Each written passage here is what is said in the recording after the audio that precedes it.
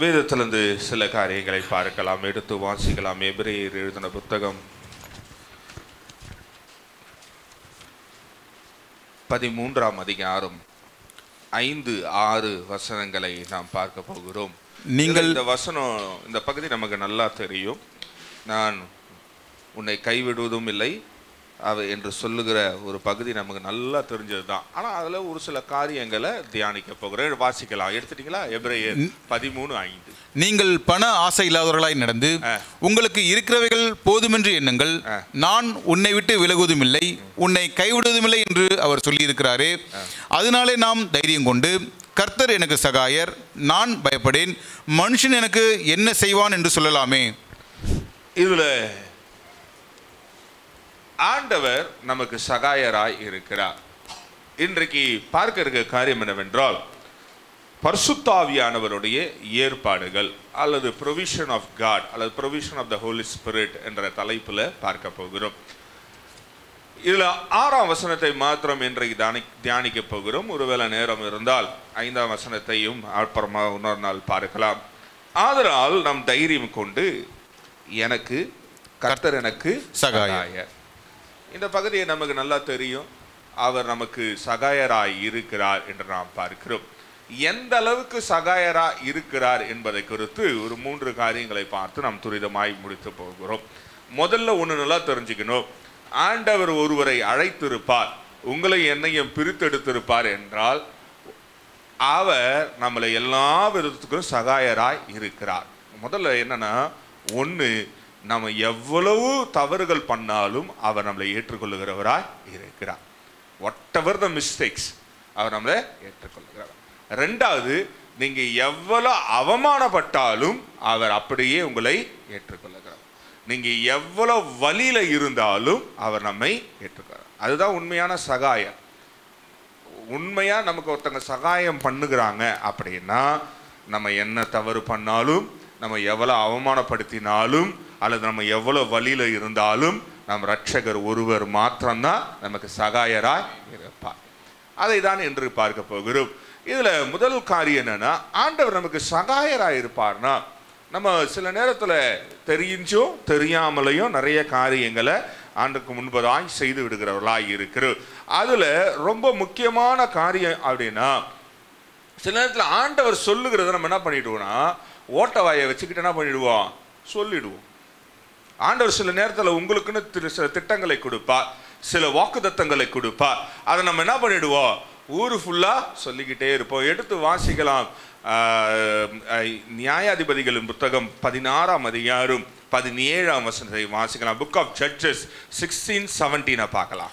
தன் இருதயத்தை எல்லாம் அவளுக்கு வெளிப்படுத்தி, சவரகன் கத்தி என் தலையில் மேல் படவில்லை, நான் என் தாயின் கர்ப்பத்தில் பிறந்தது முதல் தேவனுக்கென்று நசரேயனானவன், என் தலை சிரைக்கப்பட்டால் என் பலம் என்னை விட்டு போம், அதனாலே நான் பலட்சியமாகி மற்ற எல்லா மனுஷரை போலும் ஆவேன் என்று அவளிடத்தில் சொன்னான். இங்க பாருங்களேன், இங்க ஒரு மனுஷன் ஆண்டவர் இவனுக்கு ஒரு பெரிய பலத்தை கொடுத்திருக்கிறார். அந்த பலம் உலகத்துல எவனுக்குமே இல்லாத ஒரு பலம், எவனுக்குமே இல்லாத.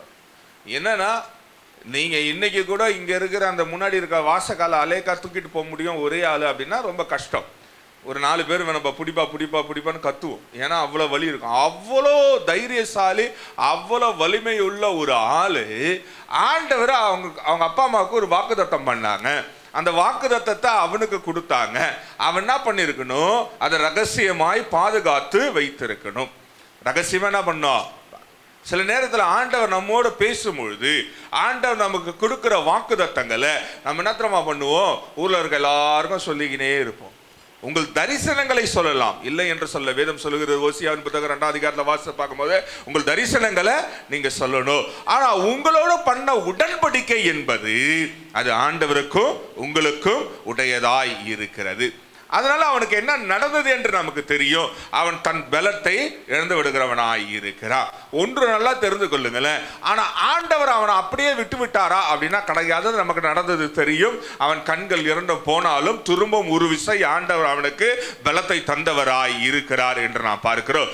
அப்படின்னா நீங்க எந்த வித காரியத்துல நீங்க ஆண்டவர் சொன்ன காரியங்களா இருந்தாலும் அல்லது ஆண்டவர் உங்களுக்கு வாக்குத்தத்தம் பண்ணின காரியங்களா இருந்தாலும் அதை நீங்கள் அலட்சியமா எடுத்துக்கொண்டு அல்லது அதை ஏதோ ஒரு பலவீனமான நேரத்தில் நீங்க சொல்லி இருந்தாலும் கவலைப்படாதீங்க, ஆண்டவர் மீண்டும் உங்களுக்கு சகாயராய் இருக்கிறார் என்று நாம் பார்க்கிறோம். நீங்க சொல்லலாம், எங்களுக்கு என்னங்க வாக்குத்தத்தம் பண்ணாங்க, உங்களை பார்த்தா எபித்திரமாகுது, ஆண்டவர் என்கிட்ட பேசிக்கிறாரு, வேற வேலை இல்லை அவருக்கு அப்படின்ற மாதிரியே இருக்குது. ஆண்டவர் ஒவ்வொருவருக்கும் ஒரு வாக்குத்தத்தம் தருகிறார், ஒவ்வொருவருக்கும் ஒரு திட்டத்தை வைத்திருக்கிறார். அந்த திட்டத்தை சில நேரத்தில் என்ன பண்ணிடுவோம், நம்ம புரிந்து கொள்வதில்லை, அறிந்து கொள்வது ஒரு இல்லை. அது எதற்காய் ஆண்டவர் நமக்காய் வைத்திருக்கிறார் என்பதை புரியாமலேயே வாழ்ந்து கொண்டு இருப்போம். அதனால தான் என்ன தெரியுமா, பலவீனமாய் மாறிவிடுகிறதா இருக்கிறோம். When God says something to you, keep it to yourself. உங்களுக்குள்ளே அதை வைத்துக் கொள்ள வேண்டியது அவசியமானதாய் இருக்கிறது என்று நாம் பார்க்கிறோம். இன்னொரு படி மேலே போய் ஒருத்தன் பெரிய காரியத்தை ஆண்டவருக்கு விரோதமாய் செய்தான். எடுத்து வாசிக்கலாம், 2 சாமுவேல் 11ஆம் அதிகாரம் 5ஆம் வசனத்தை வாசிக்கலாம். அந்த ஸ்திரீ கர்ப்பம் தரித்து தான் கர்ப்பவதி என்று தாவீதுக்கு அறிவிக்கும்படி ஆள் அனுப்பினாள். இப்போ 2 சாமுவேல் 11:5 வாசிக்கும் பொழுது நம்ம பார்க்கிற காரியம் என்னவென்றால், இங்கே தாவீது ஒரு பெரிய தவறு பண்ணிட்டான். தாவீது என்ன பண்ணிட்டான், ஒரு பெரிய தவறு பண்ணிட்டான். அவன் எங்க இருந்து வந்தான் அப்படின்ற நிலையை மறந்துட்டான். எங்க இருந்து வந்தான்ற நிலை. இப்போ உண்மையிலேயே ஆண்டவர் அவனை தகுதிப்படுத்தினார். அவன் தகுதியானவன்லாம் கிடையாது, ஆண்டவர் அவனை தகுதிப்படுத்தினார். தகுதிப்படுத்தப்பட்ட பொழுது, அவன் சிங்காசனத்தில் இருந்த பொழுது அந்த இடத்துக்கு வண்ணமாய் அவன் நடந்திருக்க வேண்டியது அவசியம். ஆனா என்ன ஆயிற்று என்றால், அவன் ஒரு தவறு பண்ணி அந்த தவறுக்கான பலனும் பூமியில கொண்டு வர ஆரம்பிச்சிட்டான். தவறுக்கான பலனையும் நீங்க 20ஆம் வசனத்தை வாசிக்கும் பொழுது அதுல 12-20 வாசிருங்க. அப்பொழுது தாவீது தரையை விட்டு எழுந்து ஸ்நானம் பண்ணி எண்ணெய் பூசிக்கொண்டு தன் வஸ்திரங்களை மாற்றி கர்த்தருடைய ஆலயத்தில் பிரவேசித்து, இங்க பாருங்களேன், முதல்ல நல்லா கவனிக்கணும். அவன் முதல்ல வாசித்தது அவன் ஆண்டவருடைய ரகசியத்தை வெளியே சொன்னான். ஆனால் திரும்ப ஒரு விஷயம், ஆண்டவர் அவனுக்கு அதே பலத்தை அதை தந்தார் என்று நாம் பார்க்கிறோம். இங்க தாவீது ஆண்டவருக்கு விரோதமாகவே ஒரு பெரிய தவறை செய்து விட்டான். ஆனா அந்த தவறை ஆண்டவர் அவனுக்கு சுட்டி காட்டிய பொழுது, அந்த தவறுல அவன் விடுதலையான பொழுது அவன் செய்த முதல் வேலை என்ன தெரியுமா, அவன் குளிச்சு ரெடியா எங்க வந்தானா, தேவனுடைய ஆலயத்திற்கு வந்தான் என்று நாம் பார்க்கிறோம். அதுக்கப்புறம் நடந்தது என்ன, திரும்ப அவன் ஆண்டவர் ராஜாவாகவே வைத்தார் என்று நாம் பார்க்கிறோம். ஒன்று நல்லா தெரிந்து கொள்ளுங்களேன், தவறு செய்வது அது பெரிய கஷ்டம் அல்ல, ஆனா ஒரு முறை தான் பண்ண வேண்டியது. அடுத்த முறை எங்க வரணும், ஆலயத்துக்கு வர வேண்டியது அவசியமானதாக இருக்கிறது. நீங்க ஆலயத்துக்கு வராம அல்லது நீங்க இருக்கிற இடத்தை இருந்து கொண்டு ஆண்டவரே மன்னிங்கன்னா மன்னிக்க மாட்டார். தாவீதை போல என்ன பண்ணணும், நீங்க எழுந்து குளிச்சு உங்களை எல்லாத்தையும் ஆயத்தம் பண்ணி கொண்டு ஆண்டவருடைய சமூகத்தில் வந்து உங்களை தாழ்த்தும் பொழுது ஆண்டவர் மீண்டும் ஒரு விசை அவனை சிங்காசனத்தில் வைக்க அவர் காத்து கொண்டிருந்தார். அதுதான் ரொம்ப முக்கியமான காரியமாக இருக்கிறது. இன்னொரு காரியம் இருக்கு, ஆண்டவருடைய திட்டத்துக்கே விரோதமாய் ஒருத்தன் போனா, எடுத்து வாசிக்கலாம். யோனாவின் புத்தகம் 1ஆம் அதிகாரம் 3ஆம் வசனத்தை வாசிக்கலாம். அப்பொழுது யோனா கர்த்தருடைய சமூகத்தினின்று விலகி தர்ஷீஷுக்கு ஓடி போகும்படி எழுந்து யோப்பாவுக்கு போய் தர்ஷீஷுக்கு போகிற ஒரு கப்பலை கண்டு கூலி கொடுத்து தான் கர்த்தருடைய சமூகத்தினின்று விலகும்படி அவர்களுடைய தர்ஷீஷுக்கு போக கப்பல் ஏறினான். இங்க பாருங்க, மூணாவது ஒரு காரியம் என்ன தெரியுமாங்க, லீவிங் த காட்ஸ் பிளான். ஆண்டவருடைய திட்டத்தை என்ன பண்ணிடுறது, விட்டுட்டு ஓடி. சிலலாம் பார்த்தீங்கன்னா 6 மாசத்துக்கு ஒரு மூளை செட் இருக்கும் அவங்களுக்கு, 6 மாசத்துக்கு ஒரு மைண்ட் செட் இருக்கும். 6 மாதம் ஜனவரி மாதம் கேட்டிங்க வச்சிங்களேன், அவங்களோட எப்படிலாம் இருக்கிறோம், எப்படியாவது இந்த வருஷம் ஒரு ஆத்துமா கூட்டு வந்துடணும், எப்படியாவது ஆண்டுக்காய் எதையாவது செய்து விட வேண்டும், எப்படியாவது ஆண்டுக்கு கொடுத்த வாக்குதம். அந்த ஜனவரி 1ஆம் தேதி வாக்குத்தத்தம் கொடுக்குறாங்க பார்த்தீங்களா, ஐயோ அப்படி இருக்கும், ஆண்டவரே மயங்கிடுவார். இவ்வளவா என் மகன் செய்ய போகிறான், இவ்வளவா என் மகள் செய்ய போகிறார் என்ற ஆண்டவரே மெய் மலக்கிற அளவுக்கு நம்ம வாக்குத்தத்தம் பண்ணுவோம். ஆனா 6 மாசம் கழிச்சு கேட்டு பாருங்களேன், என்னங்க வாழ்க்கை வெறும் பிரச்சனையாவே இருக்குது, இதுல சர்ச்சுக்கு வர்றதே கஷ்டமா இருக்குது, இதுல வேற அவருக்கு கொடுத்த வாக்குத்து கவர்னட்ட வேற யாருங்க ஞாபகம் வச்சுக்கிறேன், என்ன கொடுத்தோன்னே மறந்துடுவோம். ஆண்டுக்கு என்ன வாக்குத்தத்தம் கொடுத்தோன்னே வாக்கு கொடுப்போம், ஆண்டவரே இந்த வருஷம் என்ன பண்றோம், ஒரு ஆத்துமாவாது கொண்டு வரேன். ஆண்டவர் எதுலையுமே பிரியப்படுவதில்லை தெரியுமா உங்களுக்கு, தொலைந்து போன ஒரே ஒரு ஆட்டை தான் தேடுறவர். உலகத்துல ஒரு ஆத்துமா நீ கொண்டு வருவதை தான் ஆண்டவர் விரும்புகிறவராக இருக்கிறார். ஆனா நம்ம என்ன பண்ணுகிறோம், ஜனவரி 1 பல விதமான வாக்குகளை கொடுப்போம் ஆண்டவருக்கு, ஆனா கடைசியில எல்லாவற்றையும் மூட்டை கட்டி எங்க போட்டுருவோம், தூரம் போட்டுருவோம். அதுவும் இது மே மாதம் வந்துருச்சு. இந்த மே மாதத்தில் ஒரு ஆத்மா கூட சம்பாதிக்க முடியாது. ஏன்னு கேளுங்களேன், வெளியே போனால் மைக்கட்சி வந்துடுவோமா, வெளியே போனால் என்ன பண்ணிவிடுவான். மே மாதம் தான் நிறைய ஆத்மா சம்பாதிக்க முடியும். ஏன் தெரியுமா, உங்கள் வீட்டுகளில் சொந்தக்காரங்க வருவாங்க லீவுன்னு, சொத்தை போட்டு எப்படியாவது ஆலயத்துக்கு கூப்பிட்டு வர வேண்டியது உன் வேலை. இல்லை நீ போகிற பற்றியா சொந்தக்காரங்க வீட்டுக்கு அங்கே போய் சத்தியத்தை சொல்ல வேண்டியது உன் வேலை. ஆண்டவர் அதுக்கு தான் உன் சொந்தக்காரன் வீட்டை திறந்து வைக்கிறார். இல்லைன்னா அவன் பூட்டிட்டு வேற ஊருக்கு ஓடுருவான். இல்லைன்னா உன் வீட்டுக்கு எது கூப்பிட்டு வராரு, எப்படியாவது சத்தியத்தை நீ சொல்லுவேன் தான்.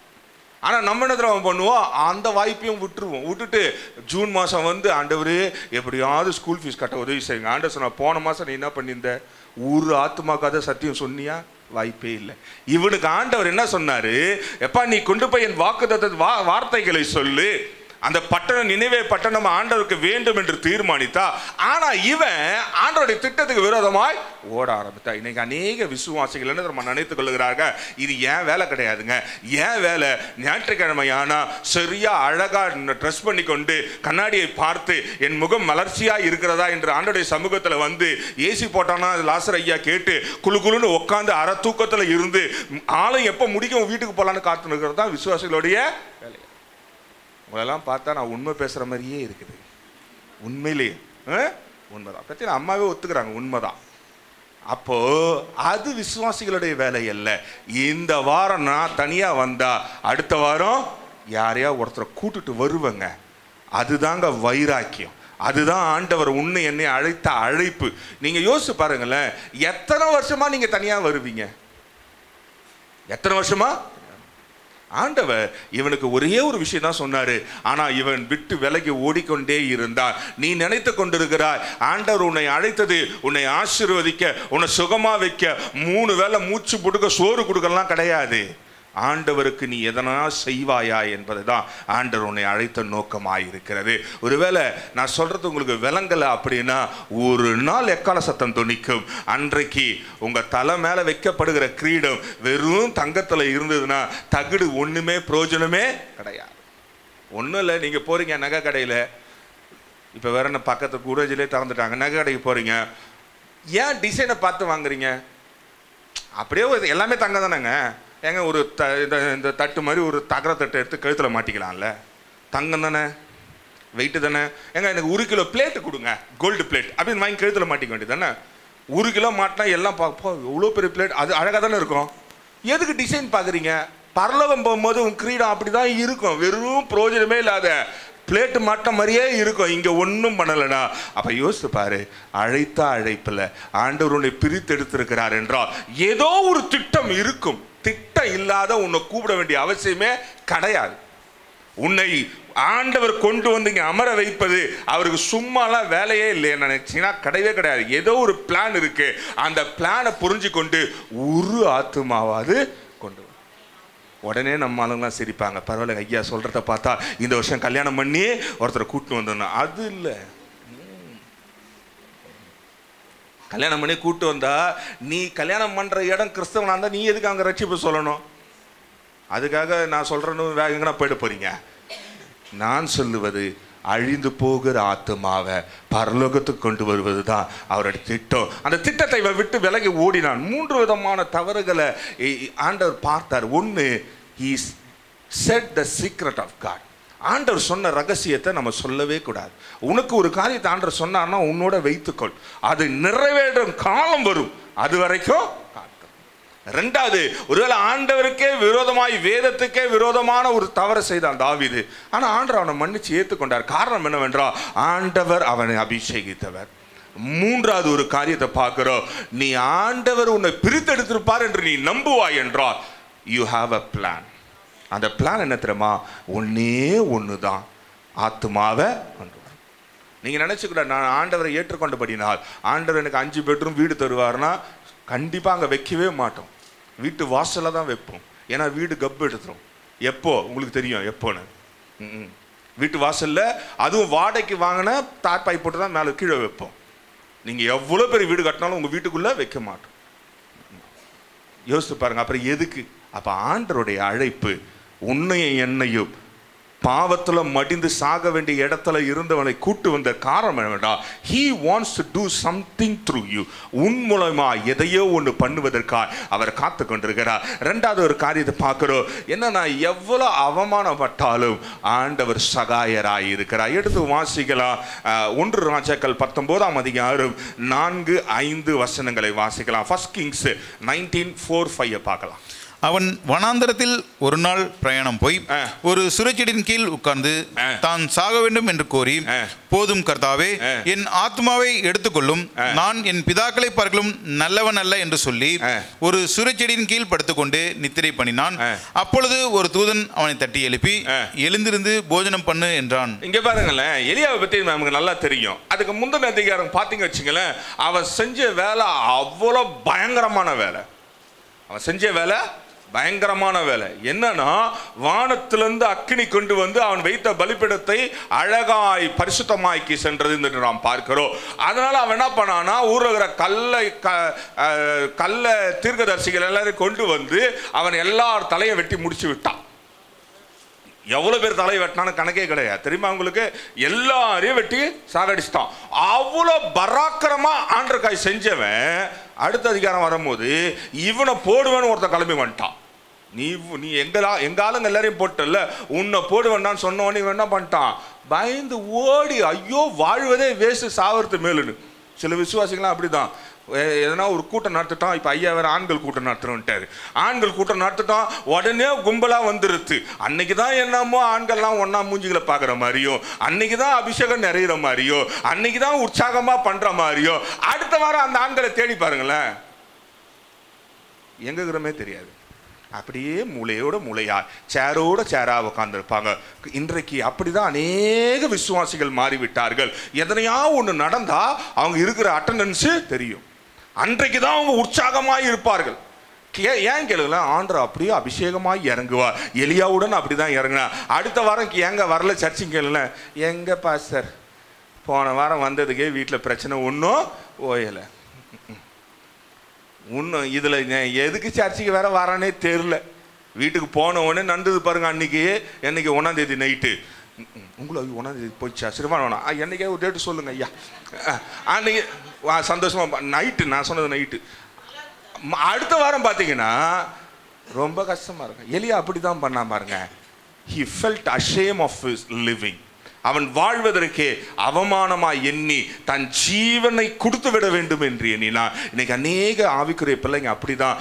ஒரு வாரம் உற்சாகமா இருக்கிறோம், அபிஷேகத்துல நிறைகிறோம், அந்நிய பாஷை பேசுகிறோம், தீர்க்க தரிசனம் சொல்லுகிறோம். அடுத்த வாரம் பார்த்தீங்கன்னா ஆளே இருக்க மாட்டாங்க. எங்க போனாங்க தெரியல, எங்க விழுந்தாங்க தெரியல. ஏன் போய் கேட்டு பாருங்க, எதுக்கு வாழறனே தெரியலன்னு வாங்க. நானா சொல்றேன்னா, எப்படி வாழணும்னு தெரியலனா வாங்க ஆண்டவருக்காய் வாழுங்க, ஆண்டவருக்காக சாகுங்க. அங்க அவர் உங்களை கொண்டு போய் மடியில, ஆபிரகாம் மடியில அமர செய்கிறவராக இருக்கிறார்.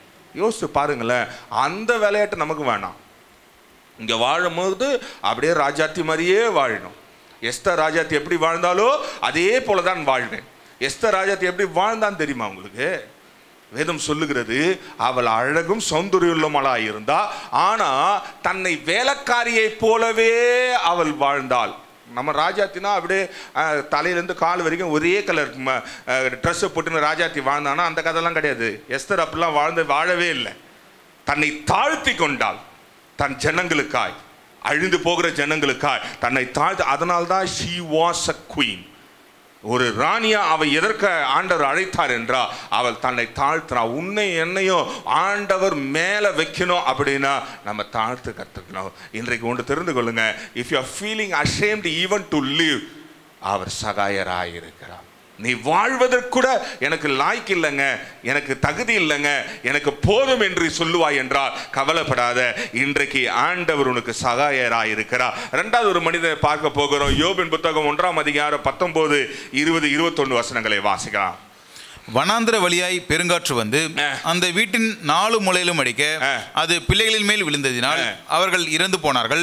நான் ஒருவன் மாத்திரம் தப்பி அதை உமக்கு அறிவிக்கும்படி வந்தேன் என்றான். இங்க பாருங்களேன், யோபுடைய வாழ்க்கை நமக்கு நல்லா தெரியும். அவன் ரொம்ப நல்ல மனுஷன். அவன் வேலை உண்டு, ஆண்டவரை புகழ்ந்து கொண்டு இருந்தான். அவனுக்கு வந்த அவமானத்துக்கு அளவே கிடையாது. ஒரே காத்து யோசிச்சு பாருங்களேன், ஒரே காத்து நொட்டி பொழுதுல வீடு மொத்தம் விழுந்து உள்ள இருந்த எல்லாம் செத்து போயிட்டாங்க. ஒரு நீதிமானுக்கு இவ்வளவு கஷ்டம் வரவே நல்ல மனுஷங்க, நல்ல சர்ச்சுக்கு போவார், ஜோம் பண்ணுவார், பாட்டு பாடுவார், விட்டா பிரசங்கம் பண்ணுவார், தாவீதை போலவே ஆடுவாருங்க. சர்ச்சுக்கு அவர் தாங்க முதல் வேலையாக இருப்பார் சர்ச்சில். அவருக்கு போய் இந்த கஷ்டம் வந்துடுச்சே சொல்லுவாங்களா இல்லையா? யாராவது இப்போ நீங்கள் விழுந்துட்டீங்க வச்சுங்களேன், வேதம் சொல்லுகிறது நீதிமான் 7 முறை விழுந்தாலும் மீசையில் மண் ஒட்டாமல் எழுந்து நிற்பான். அப்படியா சொல்லுது? எழுந்து நிற்பான். இங்கே யோசிச்சு பாருங்களேன், இங்கே இவனுக்கு ஒரே ஒரு பிரச்சனையில் ஒரே ஒரு செகண்ட்ல எல்லாம் டோட்டலா வாஷ் அவுட். ஆனா அவன் சொல்லுகிறது என்ன தெரியுங்களா? 20-21 வாசிங்க. அப்பொழுது யோபு எழுந்திருந்து தன் சால்வையை கிழித்து தன் தலையை சிரைத்து தரையிலே விழுந்து பணிந்து, நிர்வாணியாய் என் தாயின் கர்ப்பத்திலிருந்து வந்தேன், நிர்வாணியாய் அவ்விடத்துக்கு திரும்புவேன், கர்த்தர் கொடுத்தார், கர்த்தர் எடுத்தார், கர்த்தருடைய நாமத்துக்கு ஸ்தோத்திரம் என்றான். இங்க பாருங்களேன், அவன் ரொம்ப பெரிய அவமானம். அவனுடைய வீட்டில் இருக்க வேலைக்காரன் வந்து சொல்றான், சாமி எல்லாம் போச்சு, எல்லாம் போச்சு, உன் வீட்டில் ஒரு பிள்ளை கூட மிச்சம் இல்லை, நான் மட்டும் தப்பிச்சேன். எப்படி? அந்த ஜன்னல் உழுற கேப்பில் வெளியே ஓடியாந்தான் பார்த்துக்க அப்படின்னு வெளியே ஓடியான்ட்டுக்கிறான். சிலர்லாம் சொல்லுவாங்க தெரியல, இமை பொழுதுல, அதுக்கு நான் என்ன சொல்லுங்க, மயிர் இழையில தப்பிச்சுட்டாங்களா, அந்த மாதிரி தப்பிச்சிருப்பான்னு நினைக்கிறேன். இவன் அந்த வாசல் இப்படி பேத்துன்னு விழுமோ அந்த கேப்பில் ஓடியான்ட்டுக்கிறான்னு நினைக்கிறேன். ஓடி வந்து இவன்ட்ட சொல்கிறான், எல்லாம் ஒரே காற்று தாங்க வந்தது, ஒரு காற்றுல மொத்தமாக மடிஞ்சிருச்சு, மொத்தமாக போயிடுச்சு. இப்போ இருக்கிறது நீ இருக்கிற, உன் முண்டாட்டி இருக்கிறா, நான் இருக்கிறேன், 3 பேர் தான் இருக்கிறோம், மீதி எல்லாம் போச்சு. யோசித்து பாருங்களேன், அவன் வாழ்க்கையில் சுகபோகமாய் வாழ்ந்தவன், சுகபோகமாய் எல்லாவற்றையும் அனுபவித்தவன், ஆண்டவருக்காய் வாழ்ந்தவன், பிதாவாகிய தேவனே சாட்சி கொடுக்குற அளவுக்கு வாழ்ந்தவன் வாழ்க்கை எப்படி போச்சு? நொடி பொழுதுல அவமானமாய் நின்று விட்டான். இப்போ ஊரே என்ன சொல்லியிருக்கோம்? என்ன பாவம் பண்ணானும், கொடுத்தவரே உள்ளவனிடத்திலிருந்தும் பிடுங்கி இல்லாதவன் கொடுப்பான் சொல்லிக்கிறாரு. இல்லாதவங்கிட்டும் பிடுங்கி இருக்கிறவன்ட்ட குத்துருவாராம். யோசித்து பாருங்களேன், என்ன பண்ணான்? இப்போ நீங்கள்லாம் நம்ம சடனாக நம்ம பண்ணுறோம், ஏதாவது ஒரு பிரச்சனை வந்துருச்சுன்னா பக்கத்தில் இருக்கிற விசுவாசி, எனக்கு அப்போவே தெரியும், இந்த அம்மா தீர்க்கதரிசி அப்போவே தெரிஞ்சிருக்கிறாங்க, தெரிஞ்சிருந்தா சொல்ல வேண்டியது தானே. உங்களுக்கு எப்போ கேளுங்களேன், யாரையா ஒருத்தர் இப்போ திடீர்னு வந்து லாஸ்ட் ஏதாவது ஒரு பிரச்சனை அப்படின்னா உடனே மூப்பரை என்ன சொல்லுவார், எனக்கு அப்பவே தெரியுங்க அவனுக்கு வரும் அப்படின்ட்டாருன்னா முதல்ல சொல்லியிருக்கணும்ல ஐயா. ஆனால் விசுவாசிகள் அப்படிதான், உங்களெல்லாம் சொல்லலை அப்படின்னு நினச்சின்னா உங்களை தான் சொல்கிறேன், இனிமேல் உங்களெல்லாம் சொல்லுன்ற பொய்லாம் சொல்ல மாட்டேன். எப்பவே தெரியும், எனக்கு அப்பவே தெரியுங்க, அது ஆடின ஆட்டத்துக்கும் அது குதிச்ச குதிக்கும் அதுக்கு அப்படியே வந்து அபிஷேகம் நிறைய பாருங்க, பக்கத்தில் இருக்கிறவங்க எல்லாரும் இடிச்சு தள்ளும். வேதம் சொல்லுகிறது, நீ எந்த சூழ்நிலையில் அவமானப்பட்டாலும் என் ஆண்டவர் சகாயராயிருக்கிறார். ஹல்லேலூயா. யோசித்து பாருங்களேன், அவனுடைய நிலைமை மொத்தமாய் சரிந்து விட்டது, இருந்தாலும் ஆண்டவர் எனக்கு சகாயராம். 3வது காரியத்தை பார்க்கலாம்.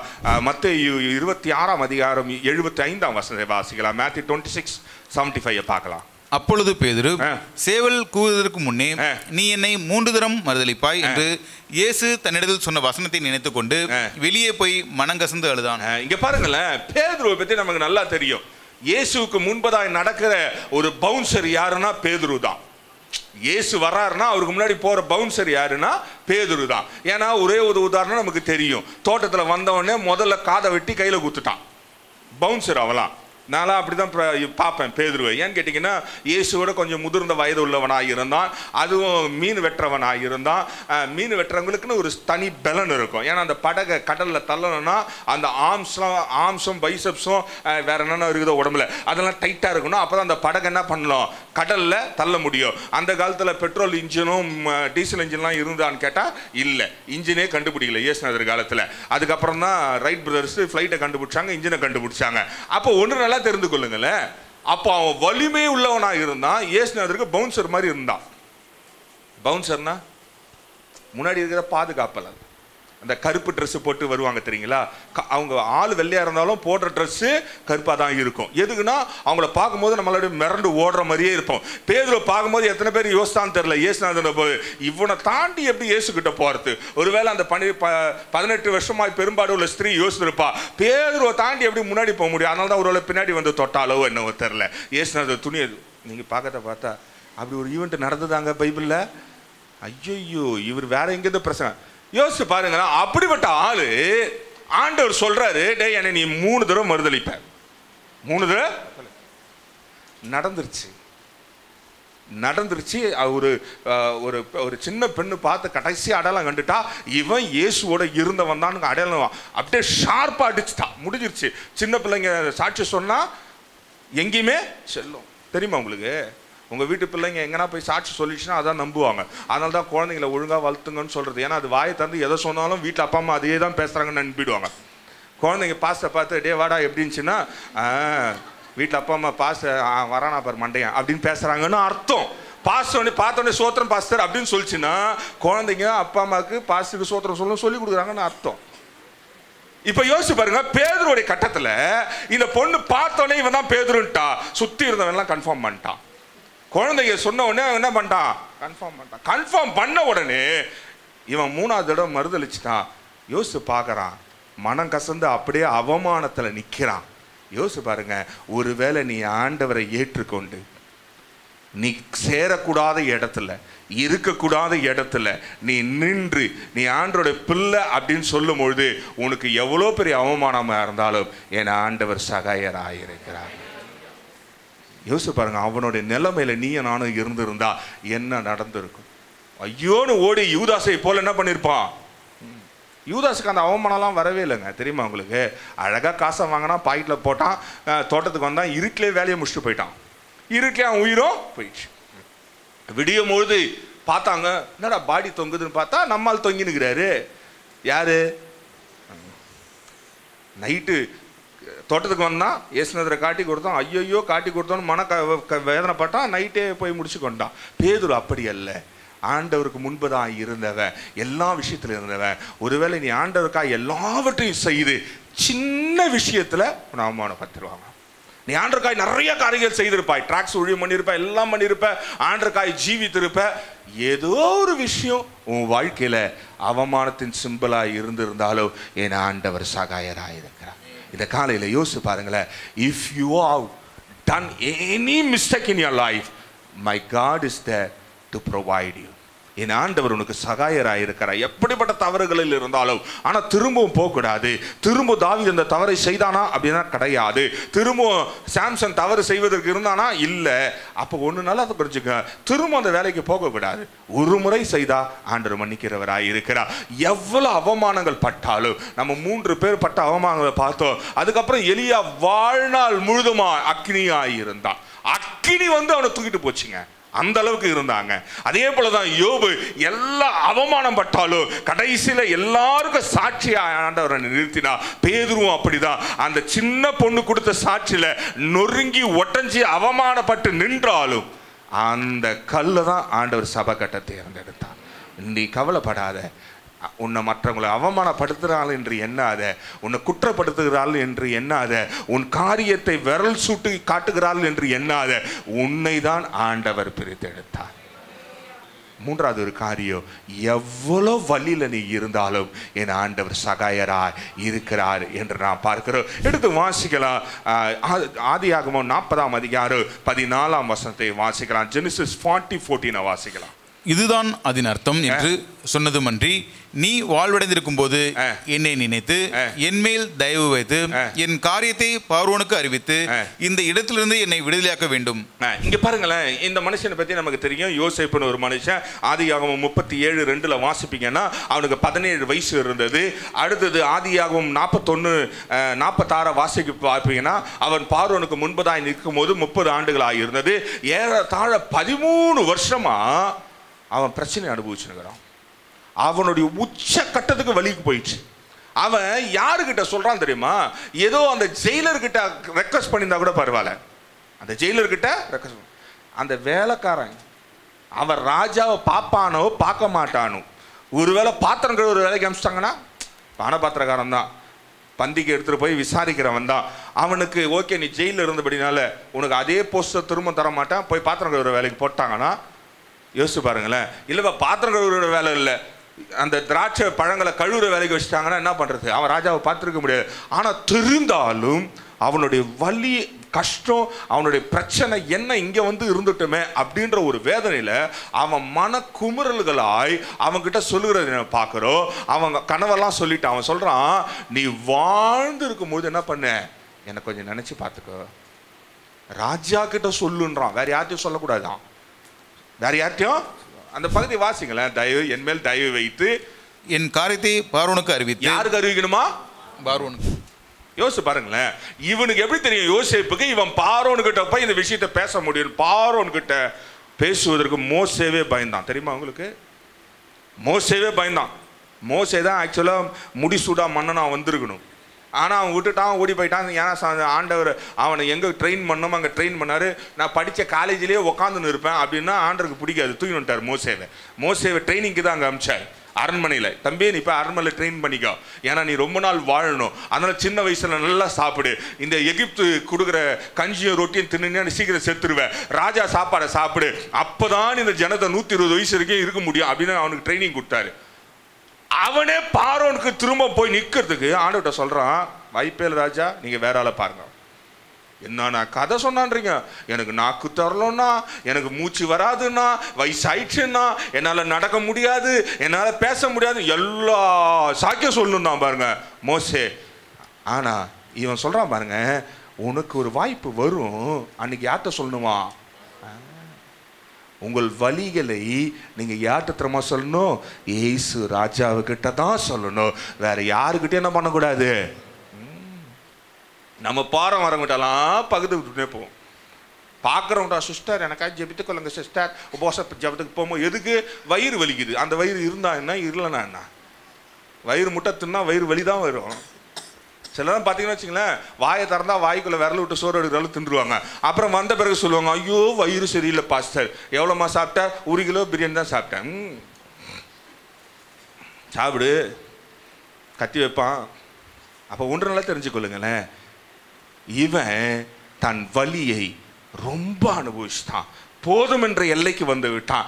இனி எனக்கு என்னதான் பண்ண முடியும்? ஒருவேளை அவன் போத்திபார் வீட்டில் இருந்த போய் யோசித்திருப்பான், ஒருவேளை போத்திபார் நமக்கு ரெக்கமெண்டேஷன் பண்ணுவானோ, ஒருவேளை இங்கே போயிட்டு ஆண்டர் என்னை திரும்ப போத்திபார் இடத்துல என்னை வைப்பாரோ அப்படின்லாம் யோசித்திருப்பான். யோசிக்காமல வந்துருக்க மாட்டான். இப்போ நம்ம கூட சில நேரத்தில் ஏதாவது ஒரு கம்பெனிக்கு வேலைக்கு போனோம், இந்த கம்பெனியில் ஆண்டவர் என்னை மேனேஜராக மாற்றுவாரோ, அதனால் இந்த கம்பெனி முழுதுமாய் நான் ரட்சிப்புகளை கொண்டு வரணும். வாய்ப்பே இல்லை ராஜா. அந்த கம்பெனிக்கு ஓனராக வேணா எங்கள் ஆள் ஆக்குவாரை தவிர மேனேஜரெலாம் ஆக்க மாட்டார். ஏன்னா எங்கால அதுக்கும் மேலே, உன் வழிகள் என் வழிகள் அல்ல, உன் திட்டங்கள் என் திட்டங்கள் அல்ல. அப்போ நம்ம சின்னதா யோசிச்சு கொண்டிருப்போம். ஒருவேளை அவன் வாழ்க்கையில் அப்படியே யோசிச்சிருப்பான், ஒருவேளை ஆண்டவர் என்னை போத்திபாருக்கு பதில் அந்த இடத்துல வைப்பாரோ, இல்லை அந்த ஜெயிலருக்கு பதில் வைப்பாரோ, அதெல்லாம் யோசிக்கவே இல்லைங்க. அவனுக்கு தெரியும் யாருக்கிட்ட சொன்னா அவன் வலி போகும் என்பதை.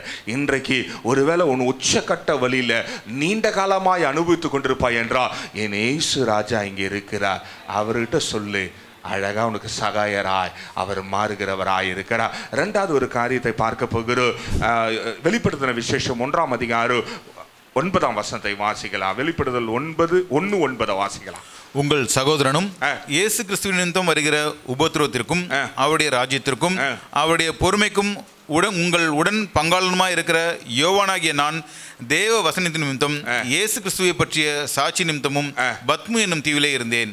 இங்க பாருங்களேன், யோவான் அவன் சொல்றான், அவன் எப்படிப்பட்ட ஆள் தெரியுமாங்க? யோவான் எப்படிப்பட்ட ஆள் அப்படின்னு பார்த்தீங்கன்னா, மத்தேயு 17ஆம் அதிகாரம் 2ஆம் வசனம் வீட்டில் போய் வாசிக்கொள்ளுங்க. இயேசு மறுரூபமாகும்போது பக்கத்தில் நின்று சாட்சியா பார்த்தவன். இயேசு மறுரூபமாகும்போது பக்கத்தில் நின்று பார்த்தவன். எவ்வளோ பெரிய கிஃப்ட் பாருங்களேன் அவனுக்கு, எவ்வளோ பெரிய. அவர் மறுரூப மலைக்கு போகும்பொழுது யோவான் அங்கே இருந்தான். அவர் பார்க்குறான், ஐயோ எவ்வளோ பெரிய ஆளுக்கு நம்ம கூட இருக்கிறோம். அது மாத்திரமில்லை, இன்னொரு பகுதியை வாசிக்கும் போது யோவான் 13ஆம் அதிகாரம் 23ஆம் வசனம் சொல்லுகிறது, அவர் மார்பிலே சார்ந்தவன். மார்பில் சாயிற அளவுக்கு ரைட்ஸ் யாருக்கு இருந்ததுன்னா யோவானுக்கு மாத்திரம் தான் இருந்தது. பேதுருக்கு பவுன்சர் வேலை, யூதாஸுக்கு ஃபைனான்ஸ் வேலை, யோவானுக்கு என்ன வேலை? மார்பில் சாய்ந்து இயேசுடைய இருதய சத்தத்தை கேட்டவனாயிரு. அதுக்குன்னு ஃபிசிக்கலாக சாய்ஞ்சி கேட்டானா அப்படிலாம் கிடையாது. அந்த அளவுக்கு க்ளோஸாக இருந்தான். வேதத்தில் வாசிக்கும் போது அந்த அளவுக்கு அவன் ரொம்ப க்ளோஸாக இருந்தான்.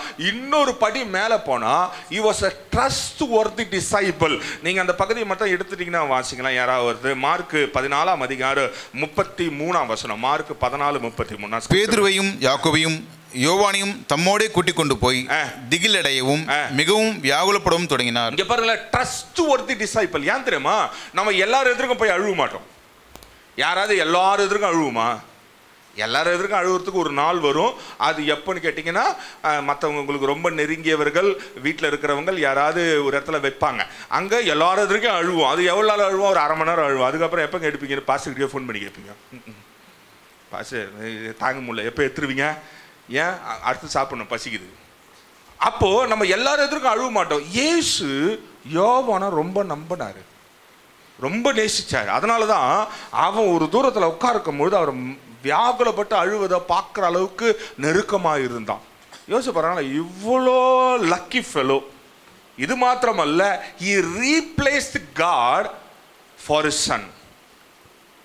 எடுத்து வாசிங்க, எடுத்துட்டீங்கன்னா வாசிங்களேன். அப்பொழுது இயேசு, யோவான் 19:26. அப்பொழுது இயேசு தம்முடைய தாயையும் அருகே நின்ற தமக்கு அன்பாயிருந்த சீஷனையும் கண்டு தம்முடைய தாயை நோக்கி, ஸ்திரீயே, அதோ உன் மகன் என்றார். இங்க பாருங்களேன், இவன் ரீப்ளேஸ் பண்றான் ஆண்டவருடைய இடத்தை. இயேசுவோட இடத்தை என்ன பண்றான்னா ரீப்ளேஸ் பண்றான். யோசிச்சு பாருங்களேன், முதல்ல மறுரூபமாக்கும் போது கூட இருந்தவன், ரெண்டாவது இயேசு அழுவும் பொழுது அல்லது ரொம்ப மன கஷ்டப்படும் பொழுது கூட இருந்தவன், இயேசுடைய மார்பில் இருந்தவன், இப்போ வீட்டில் கொல்லி போடுற வேலைக்கு ஆண்டவனை வச்சிட்டாரு.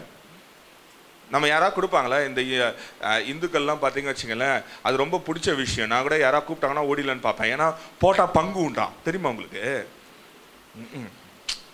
வீட்டில் போகிறப்ப கடைசியாக நெருப்பு வச்சாங்கன்னா அவங்களுக்கு பங்கு தருவாங்களாம். அந்த மாதிரி எதாவது வைக்கணும்னா சொல்லுங்கள், நான் ஓடி வந்து பங்கு வாங்கிக்கிறேன். அப்படிப்பட்ட பங்காளியா ஒரு ரத்த சொந்தமா அல்லது ஒரு சகோதரன் செய்ய வேண்டிய வேலையை இயேசு செய்ய வேண்டிய வேலையை மரியாளுக்கு செய்யறதுக்கு வச்சிட்டார். ரீப்ளேஸ்மெண்ட்டை கொடுத்தார். ஆனா இவன் கடைசியில் எங்க தெரியுமா போயிருக்கிறான்? எல்லாத்தையும் அனுபவிச்சவன் கடைசியில ஆளே இல்லாத தீவுல தனியா கிடக்குறான். யோசிச்சு பாருங்களேன், உங்களை நீங்க ஆண்டவருக்காக எல்லாத்தையும் செஞ்சு ஆண்டவர் உங்களை கொண்டு தீர்க்க தரிசனம் சொல்ல வச்சு உங்களை கொண்டு மற்றவர்களுக்கு சுகம் கொடுக்க வைத்து உங்களை கொண்டு அநேகரை பரலோகத்துக்கு கொண்டு வர வச்சு கடைசி உங்களுக்கு 65 வயசு ஆகும் போது தனியா விட்டார்னு வச்சுங்களேன், எப்படி இருக்கும்? நம்ம ஆண்டவர் அப்படியே ஏற்றுக்கொள்ளணும்னு நினைப்பீங்க? வாய்ப்பே இல்லை. சில வயசான ஆயாங்களை போய் கேட்டோங்கன்னு வச்சுங்களேன், என்னம்மா தனியாக இருக்கீங்க, எப்படிமா இருக்கிறீங்க? ஆனால் எங்கள் பாஸ்டர் ஒரு பொண்ணு ஒரு பையன் பார்க்குதா, அது வேலையை பார்த்துன்னு போகுது. ஆண்டவர் எனக்கு எப்படி தான் இந்த வாழ்க்கையை கொடுத்தாருன்னு தெரில. தனியாக இருக்கிறேன் பாஸ்டர். தனியாக இருக்க தான் ஐயோ ஆண்டவர் உன்னை பிரித்து அடிச்சிட்டாரு. அதனால தான் எல்லாரையும் தூக்கிட்டு போனார். நீ தனியாக இருக்கும்போது ஆண்டவரோட நெருங்கி இருப்ப, தனியாக இருக்கும்போது ஆண்டவனோட வெளிப்படுத்துகிற காரியங்களை செய்கிறவராயிருக்கிறா. பல முக்கியமான விஷயத்தை யோவான் தான் ஆண்டவர் பத்மத்தீவில் கொடுத்தவராயிருக்கிறா. அதனால ஒருவேளை ஆண்டவனை பிரித்து எடுத்துருக்கலாம். ஆனால் நம்ம அதை உணர்வதே இல்லை. நம்ம குறை சொல்லுவோம் ஆண்டவரை. ஒரு சில வீட்டிலாம் பார்த்தீங்கன்னா 4 பிள்ளைங்க இருக்கும், 4 கல்யாணம் பண்ணுறோம், பொண்டாச்சி பேச்சு கேட்டுக்கின்னு நல்லதான் வேதமாக தான் சொல்லுது. ஆமாம், பொண்டாட்டி பற்றி கேட்டுன்னு போகிற ஆண்கள்லாம் வாழ்த்துக்கள், பைபிள் அப்படி தான் சொல்லுது. அதனால் விட்டு அப்பா அம்மா கூட இருந்துடாதீங்க. அப்போது ஒன்றும் இல்லை தெரிஞ்சுக்கொள்ளுங்க, என்னடா பாசு வில்லங்கமாக பண்ணுறாருன்னு பார்க்குறீங்களா? இல்லைங்க, பைபிள் சொல்கிறதான சொல்ல முடியும், வேறு எதுவும் சொல்ல முடியும். ரைட், இப்போ யோசிச்சு பாருங்களேன், இவ்வளோ சூழ்நிலையில் யோவான் ஆண்டவரோடு நெருங்கி இருந்தவன் தனியாக இருக்கிறாங்க. பேசுறதுக்கு ஆள் கிடையாது, குடிக்க தண்ணி கிடையாது. இன்னும் அதை டீட்டெயில் தான் அந்த பத்ம தீவை பற்றி வாசித்து பார்க்கும்பொழுது நீங்கள் எத்தனை பேர் டீப்பாக வாசிக்கிறீங்க தெரில. மண்ணை தின்னாதான் வாழ முடியும், மண்ணை தின்னாதான். நீங்கள் நினச்சி கொண்டிருக்கீங்க யோவான் பத்ம தீவில் விடும்பொழுது அவனுக்கு ஒரு பெரிய ஃப்ரிட்ஜும் 1 மாதத்துக்கு ப்ரொவிஷனும் படகளை எடுத்துகிட்டு வந்து வைத்து விட்டு சென்றார்கள். ஆண்டவர் காக்கா கொண்டு சோறு போட்டார் நினச்சிக்கிறீங்களா? அங்கே காக்காலாம் வரவே இல்லை. வந்தது ஒன்றும் கிடையாது. அப்போ எப்படி வாழ்ந்தான்? அந்த கடல் தண்ணியை குடிச்சு அந்த மண்ணை தின்னு தான் வாழ்ந்தான். அதனால் நீ கவலைப்படாத, நீ தனியாக இருக்கிற, எனக்கு யாருமே இல்லை, எனக்கு எல்லாரும் இருந்தாங்க, ஆனால் நான் ஆண்டரோட நெருங்கிட்டு கூட இருந்தேன். ஆனால் இப்போ கடைசியாக கைவிடப்பட்ட நிலையில் அல்லது என்னை ஒதுக்கப்பட்ட நிலையில் என்னை ஆதரிக்க யாருமே இல்லாத, என்னை விசாரிக்க யாருமே இல்லாத, என்னை பார்க்க கூட யாருமே இல்லாத, என் கூட பேசக்கூட யாருமே இல்லாத நான் இருக்கிறேன். அப்படின்னா உன்னோட ஆண்டவர் பெரிய காரியம் செய்ய வெயிட் பண்ணி கொண்டிருக்கிறார். அவர் சகாயராக இருக்கிறார். ஒருவேளை இந்த காலையில் நான் நேசித்தவர்களெல்லாம் போயிட்டாங்கன்னா கவலைப்படாத, நீ யோவானை போல ஆண்டவர் உன்னை பிரித்து எடுத்திருக்கிறா. யோவானுக்கு தான் வெளிப்படுத்த விசேஷத்தை கொடுத்தார். அவன் தான் சொன்னான் பார்த்துங்க நடக்க போகிற விஷயத்தை. இல்லைன்னா இன்னைக்கு கிறிஸ்துவத்துக்கு பரலோகம் எப்படி இருக்குன்னு தெரியாது. தெரியுமா உங்களுக்கு?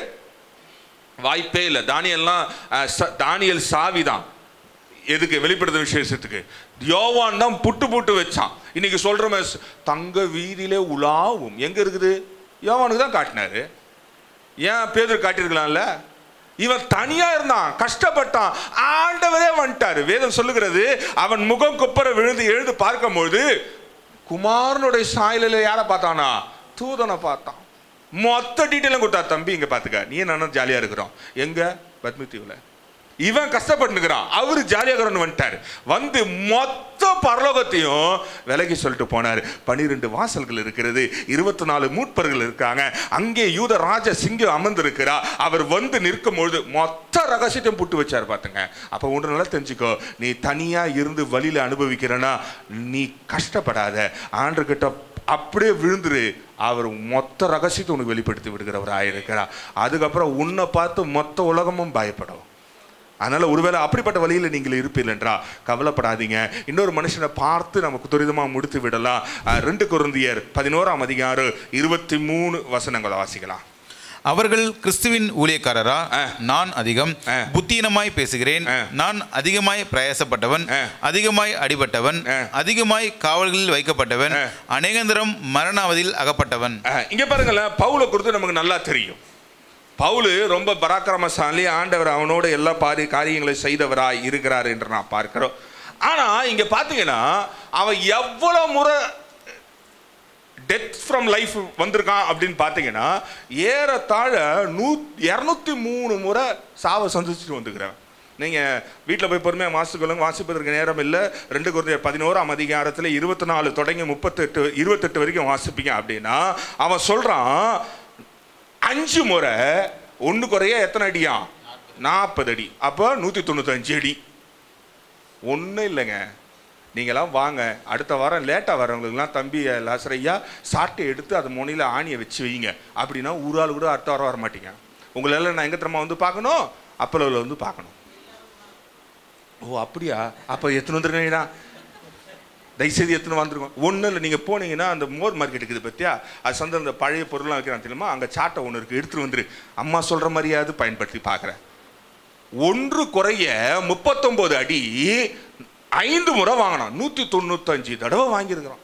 நம்ம ஒரு அடி வாங்கினாலே, ஒரு திட்டு வாங்கினாலே அடுத்த வாரம் என்ன பண்ண மாட்டோம்? சர்ச்சுக்கே.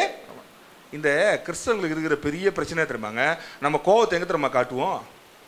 ஆமாம், ஃபஸ்ட்டு எதனோ ஒன்று நடந்துட்டுமே, இங்கே சர்ச்சில் நடக்கலாம், கூட வீட்டில் கூட நடந்துட்டுமே. சனிக்கிழமை ராத்திரி ஒரு வேளை சோறு நீங்கள் நினைக்கிற சோறு கிடைக்கல, திடீர்னு போய் வீட்டில் எதுவும் இல்லை, எதுவுமே இல்லை, இஞ்சி பருப்பு எதுவுமே இல்லை, கஞ்சி ஆக்கி வச்சுக்கிறாங்க. கஞ்சி ஆக்கி வச்சுட்டா நாளைக்கு சர்ச்சுக்கு போகிறதுக்கு எனக்கு தெரிச்சா, இதை சாப்பிட்டு எங்கள் சர்ச்சுக்கு போகிறது. அது கூட இல்லாமல் எத்தனை பேர் தூங்கினான்னு உனக்கு தெரியுமா? ஆண்டவர் அதையாவது உனக்கு கொடுத்தாருன்னு அதுக்காவது வந்து நன்றி சொன்னீங்கன்னா போகும்போது கறி வாங்கி அனுப்புவார். நீ அங்கே வராமல் வீட்டில் இருக்கிறதுனால அந்த வாரம் ஃபுல்லாக என்ன ஆகிடும்? இருக்கிற கஞ்சியும் போயிடும். அப்புறம் பக்கத்து வீட்டுக்கு போய் அம்மா குழம்பு இருந்தால் கொஞ்சம் குடும்பமான அப்புறம் என்ன வந்துங்க பிச்சை எடுக்க ஆரம்பிச்சிருவோம். அடுத்த வாரமும் பிச்சை எடுக்க வச்சுட்டார் பற்றியா வரமாட்டேன். கடைசியில் 1 வருஷம் கழிச்சு பார்த்து போகணும்னு வச்சுங்களேன், ஆண்டவர் எல்லா வியாதியோடும் ஆண்டவர் நம்மளை கொண்டு போய் ஆஸ்பத்திரியில் அவர்களுக்காக ஜெபிக்க வைப்பார். அப்புறம் ஜெப குறிப்பு வரும், நம்ம திருச்சபை சேர்ந்து இவர்கள் இந்த வியாதினால ஹாஸ்பிட்டல் இருக்கிறாங்க, ஏன் சர்ச்சையே வரதில்லை? யோசித்து பாருங்களேன், இவன் 195 தடவை அடிபட்டிருக்கிறான். அது மாத்திரமல்ல, நிறைய காரியங்கள் அவன் அனுபவித்தவனா இருக்கான். 3 முறை அவன் என்ன பண்ணியிருக்காங்கன்னா ராடாலே அடிச்சுக்கிறானுங்க. நான் நினச்சேன் இப்போதான் இந்த பழக்கம், போலீஸ்காரங்களை பிடிச்சா எப்படி அடிப்பாங்களா? ராடில் அடிப்பானுங்க. சிலர் கையை காலை உடைக்கணும்னா என்ன பண்ணுவாங்கன்னா ராட்லேயே அடிப்பாங்க, மற்றவங்களெல்லாம் லட்டியில் அடிப்பாங்க. அது தெரியாமல் அடிக்கணும்னா அந்த பிளாஸ்டிக் பைப்பில் அடிப்பாங்க. இப்போ ஒரு பிளாஸ்டிக் பைப் கண்டுபிடிச்சிக்கிறாங்க, பைப்பு, அதுலேயே அடிப்பாங்க. 3 முறை ராடுலேயே அடி வாங்கினா. ஒன்றும் இல்லை தம்பி, சாட்டை கிடைக்கலன்னு வச்சுக்க, மேலே கம்பி கட்டுற எங்கன்னா இருக்க ராடு இருக்கும், ஒரு 32 இன்ச்சு ராடு எடுத்துன்னு வந்துடும், MM ராடு. வரவங்களுக்கெல்லாம் கையை காட்டுக்கணும், ஒரு அடி வச்சா எப்படி இருக்கும்? கையை அப்படியே கலக்கலன்னு சவுண்டு கேட்கும். யோசிச்சு பாருங்க, 3 முறை அடி வாங்கியிருக்கிறான். 1 முறை நிற்க வச்சு கல்லாலே அடிச்சுக்கிறாங்க ஊர் மொத்தம்.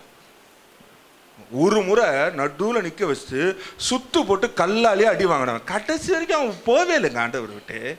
எனக்கு அதுதான் ரொம்ப பார்க்கும் போது அப்படியே எனக்கு ஆத்திரமாக வரும். நம்மலாம் இந்த மாதிரிலாம் ஒரு முறை கல் அடிச்சிட்டா கூட என்ன பண்ணுவோம், கரம் வச்சுன்னு இருப்போம். அவன் எப்போ தனியாக மாட்டான் பாரு.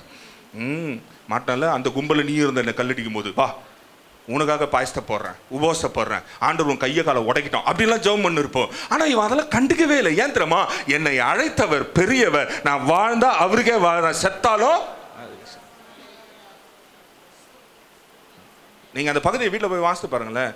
203 முறை உயிர் தப்பி தப்பி தப்பி தப்பி ஓடி வந்து சொல்கிறான், நான் பேசுறது பைத்தியமாக கூட இருக்கும் சிலருக்கு, ஆனால் நான் என் ஓட்டத்தை ஜெயமாய் முடித்தேன்.